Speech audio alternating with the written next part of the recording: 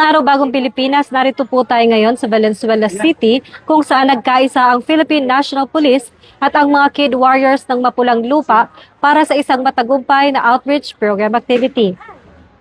Matagumpay na isinagawa ang isang makabuluhang outreach program nitong ika-10 ng Mayo na ginanap sa Padilla Compound, Mapulang Lupa, Valenzuela City. Ang nasabing aktibidad ay pinangunahan ng mga tauhan ng Police Community Affairs and Development Group sa ilalim ng pamumuno ni Police Brigadier General Vina H. Guzman at sa pakikipagtulungan ni Dr. Imad Amar, ang Vice Chairperson ng PKG Advisory Group. Naging sentro ng programa ang pagbibigay ng tulong at saya sa 10 magigiting na kabataan o Kid Warriors na kasalukuyang nakikipaglaban sa iba't ibang uri ng karamdaman.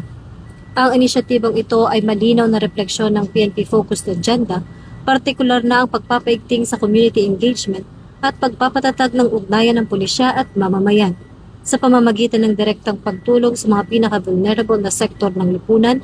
Pinapakita ng PNP na ang kanilang tungkulin ay hindi lamang limitado sa pagpapanatili ng kaayusan, kundi ang maging ehemplo ng malasakit sa bawat Pilipino.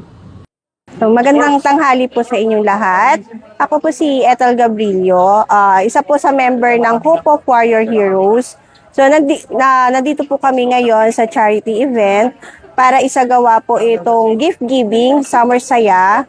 So, naitayo po itong Hope of Warrior Heroes sa kadahilanan po na alam po namin na may mga warriors din po na nagnanais na makasali sa mga charity event na hindi po nabibigyan ng chance. Plus po, masaya rin po kami kasi sa charity event po namin na to, kahit first time lang po, hindi po namin akalain na marami pong sponsors na magbibigay. Nandiyan po ang mga PNP, si Padrino Pilipino, Globe Telecom.